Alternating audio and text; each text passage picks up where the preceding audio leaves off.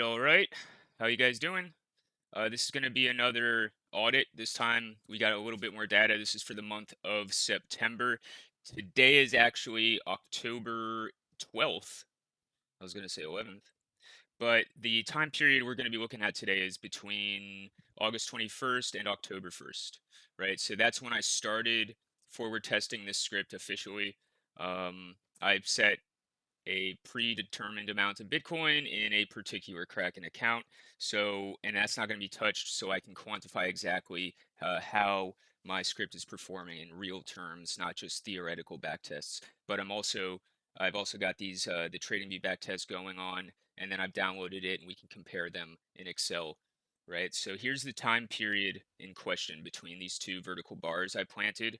Uh, the market return. If you just bought blindly here till the end of the month, you'd be down 8%. I think Excel says it, yeah, like 7.5.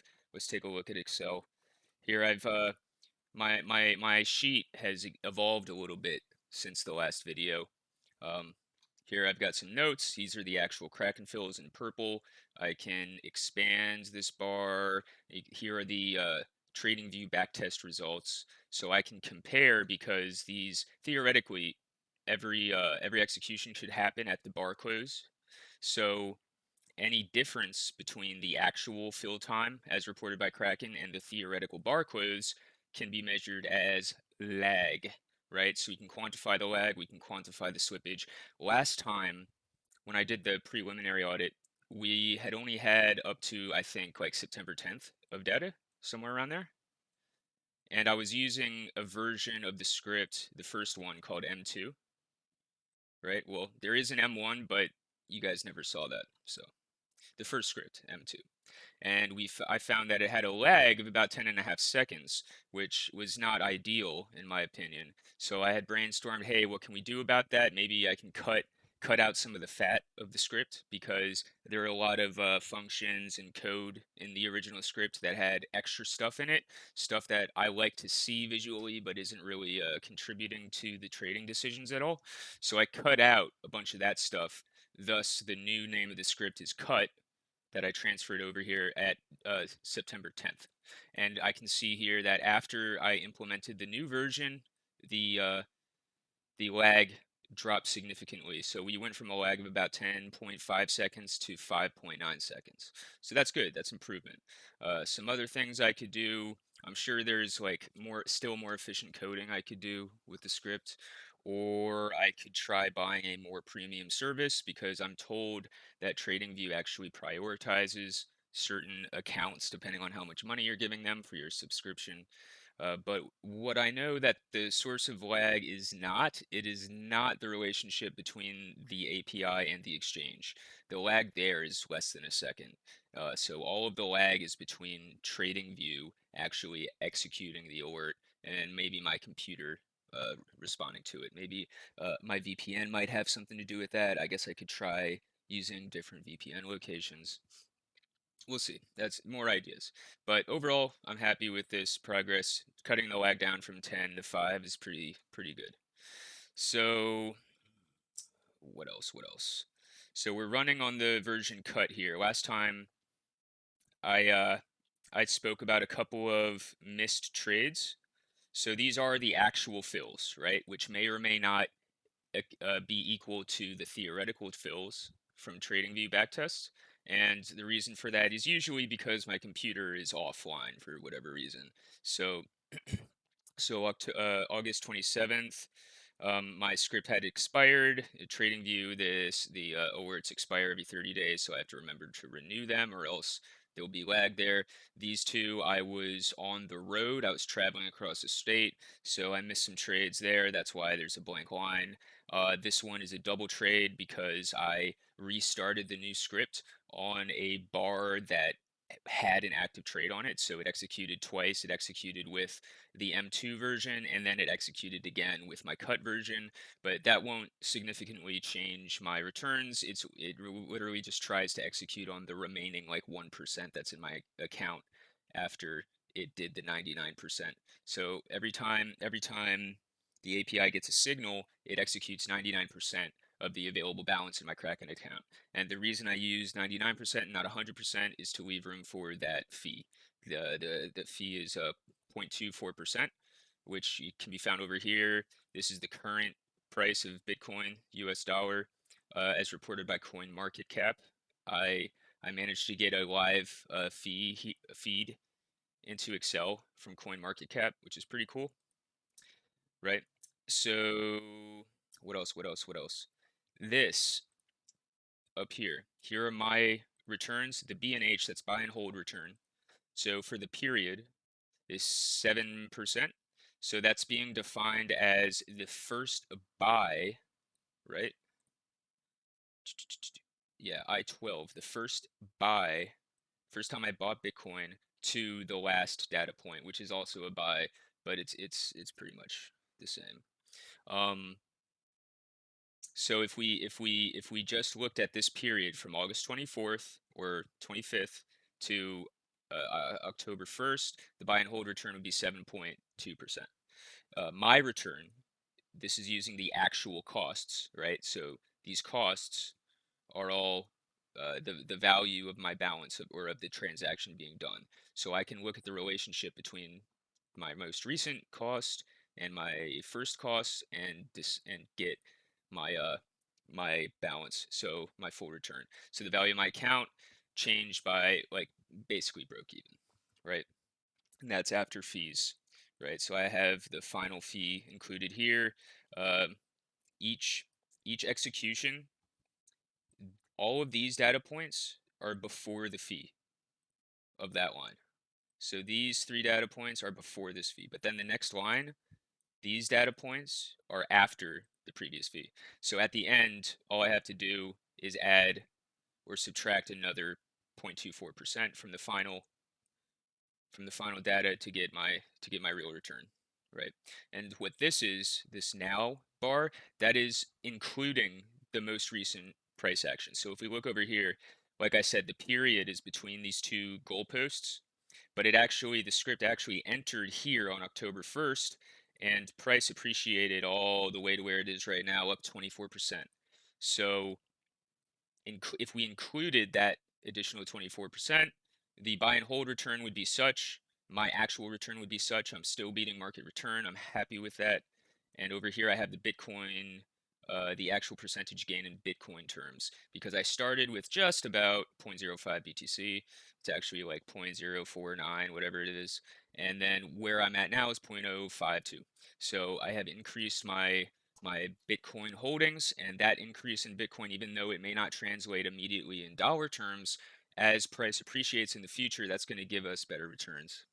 So I'm always happy to see this. When the market's going down, we're going to be looking for increases in Bitcoin, and break even is good.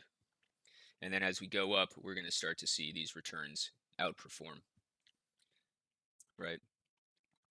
So here I can minimize this. I've got some like per round trip returns displayed here. So and I can actually see like in this column of all the round trip returns, 44% were accurate, meaning that 44% of my trades closed at a higher price than I had entered, right? And I still beat the market. So that's okay. That's expected. I'm actually, based on my backtest results, I'm expecting an accuracy between 40-50%. It backtested about like 46, 47, somewhere in that range. So anything in that range I'm comfortable with. If I started seeing this really low, like below 40, below 30 would be worrying, but generally I think it's okay. And what I'd like to do now is actually look at this. So this is showing you the daily just so I can fit the range into the visible screen. But I have my script actually operating on the 4 hour, right? So let's hide these for now. That Fibonacci, I'm not actually using that in my script decisions. The only things I'm using for the script decisions are what is seen on the screen right here. We got these two EMAs that are multi-time frame EMAs, and I've got this mystery oscillator that I will not reveal how it works, but it works.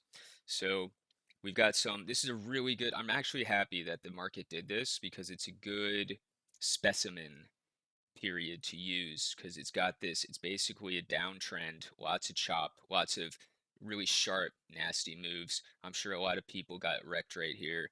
Um, and we can see the performance of my script, right? So it got roped in here, sold lower, so we lost a little bit, and then it'll catch a good bid.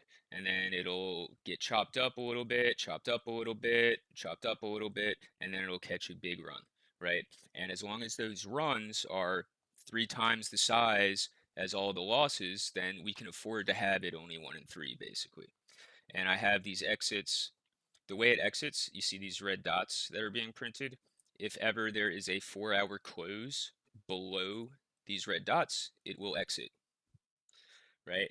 Move all of that Bitcoin into dollars, right? So having it set up that way evaded this huge murder wick. I'm sure some people got liquidated there. And then it tried to buy in at the next oscillator signal, if I can fit that on the screen there. And there are different settings. I have actually this oscillator is on slightly different settings than the overlay. So if there's a little bit of discrepancy, like so this one would have actually entered down here. It that's okay. There are a few different settings I play around with. Sometimes I'll use like a 9 length or a 10 length. What I really think about doing is having like all of the different settings running simultaneously. And instead of going all in on one signal on one setting, it'll actually like, oh, go a third in when it's using the close, and then do another third in based on the HL2, and then another third in based on the open or whatever. You can use different calculations and kind of like hedge that bet and round out the return and the entries and exits a little bit. So continuing on here, we got some more chop. Chop it, chop it, chop, chop it, chop. So we're losing on fees, we're losing on premium, blah, blah, blah. And then we catch a good move and exit just in time to evade this big drop. So that's what we're always looking to do. Overall, I'm very happy with the script's performance over this time frame because it's a very choppy market. It managed to get those gains while it could, and it managed to get out when it needed to. I'm happy about that.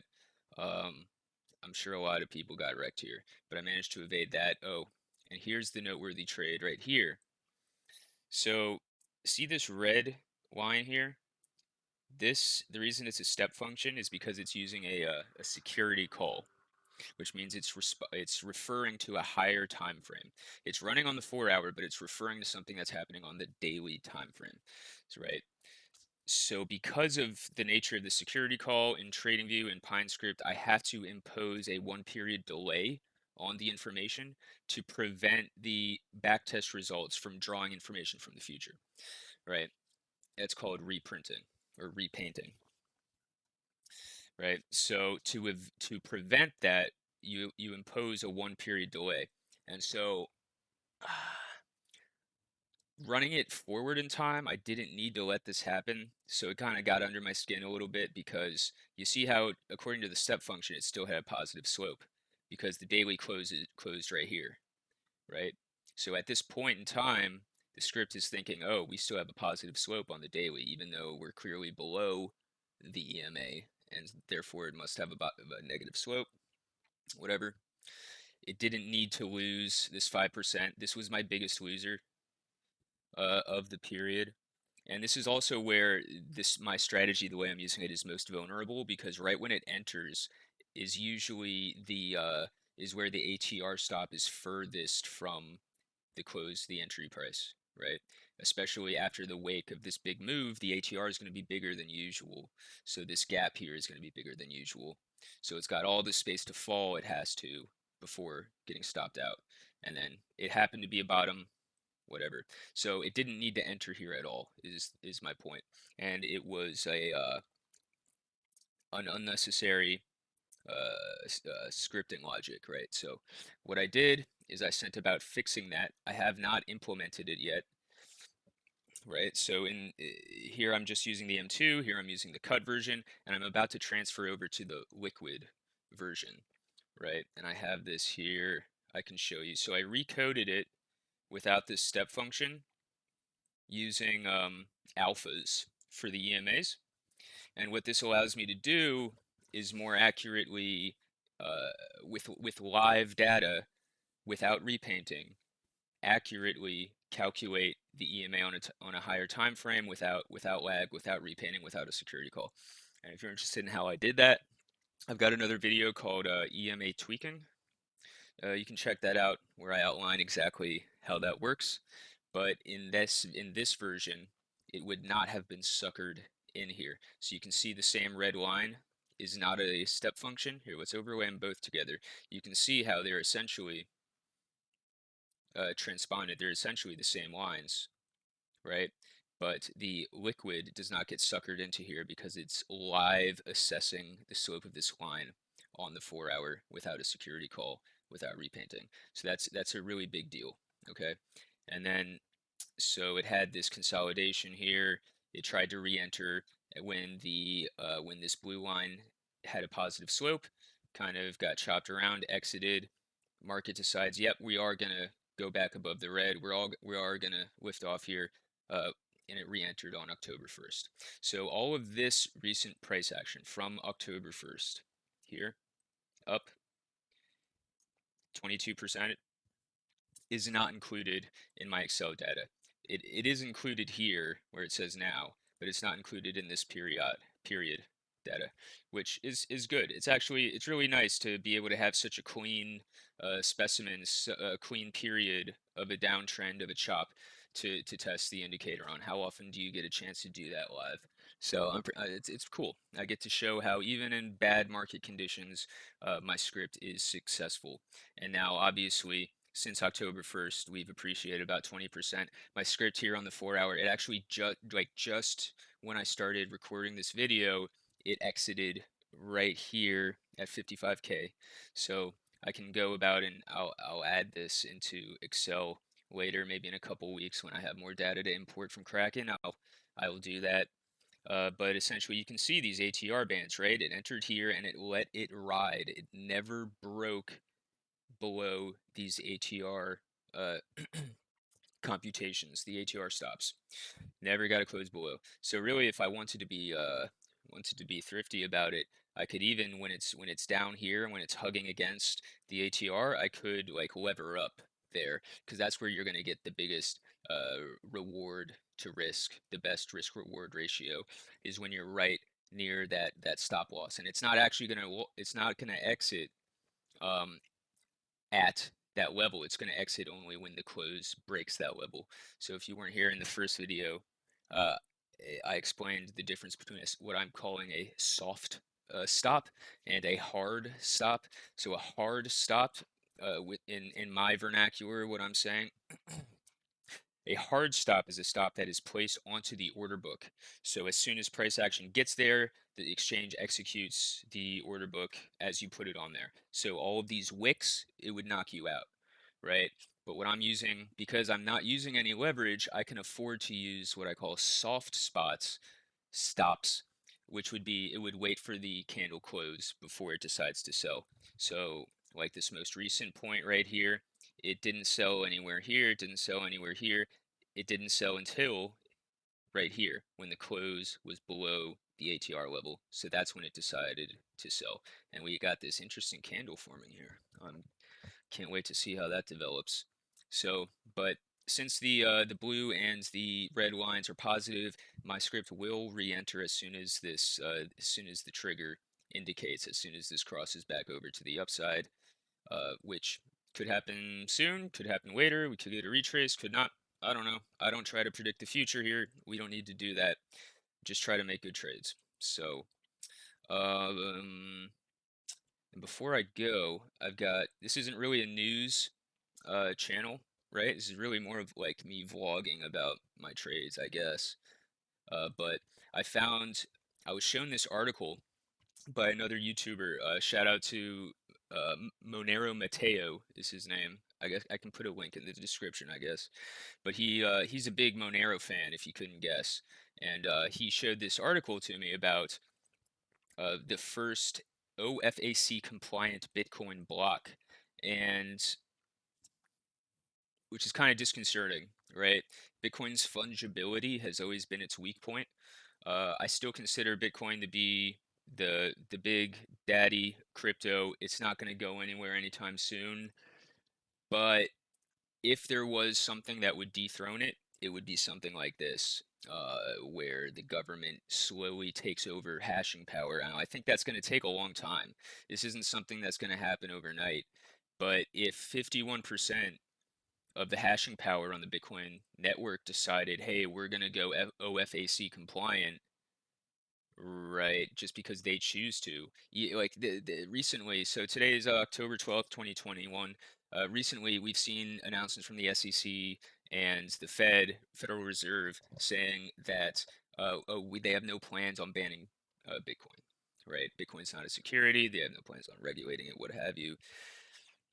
But then you see stuff like this, right? So for those who are unaware, OFAC is this thing right here, issued by the Department of Treasury, that basically says, hey, don't do business with terrorists, right? And here is who we consider terrorists. So when this company, this mining company, says they mined an OFAC compliant block, what they're saying is they made sure that none of the elements of that block, none of those transactions were to any of these people, any of these like banned entities that the government doesn't like. And the reason that's an issue is because like the whole value proposition of Bitcoin essentially is that it's unconfiscatable, it's uncensorable, right? Um, even if the government doesn't like you, you can still save money, you can still make transactions all around the world, and not have to worry about despotic dictators stealing your wealth, right? This potentially could undermine that. If if a majority of the hashing power decides, hey, we're going to pander to the United States and only do business, we're only going to confirm transactions if the Treasury tells me they're on the good boy list, then that would be a bad thing for Bitcoin, and that would open up a very important role for privacy coins like Monero to play in the space. Now, I don't think we're there quite yet. Um, I don't think we're there quite yet. I don't think that Congress and the Treasury and the Fed, the central banks, I think they're scrambling right now. I don't really think that this Bitcoin wave or the crypto wave was really part of their plan, and they're kind of scrambling to adapt to it. And the laws, the way that they're written right now, are not really they don't really make sense. And you can tell that these people in Congress don't understand anything about crypto, and they're having a really hard time writing legislation that can cope with the nature of the beast, right? So it's going to take them some time to figure that out. You know, God help us if they ever issue this central bank digital currency. Don't be fooled by it. Any digital currency that's issued by a central bank is not crypto. Just don't use it, okay? Or Facebook for that matter. This dang Facebook Libra coin. No, never gonna happen. I'm not hearing it. Not having it. It'll be a sad day when like normies get roped into that. I hope it never happens. But yeah, I thought this was significant news, and shout out to Matteo who pointed it out to me. So I thought I'd mention that there. And besides that, I don't really have much to say. This is exciting price action here. We'll see what happens. Back to Excel real quick. I think I've shown you everything, right? We had the sideways choppy action. My script outperformed the buy and hold at the close of the month, and as it is stands right now, I'm happy with the way things are going. And this is after all these super expensive $5 fees. If I were actually trading on another exchange like FTX with 0.07, fees, it'd be preferable, of course, to the 0.24% that Kraken's charging. But Americans are like that, I suppose. So, all right, pay your taxes, everyone. Thanks for watching.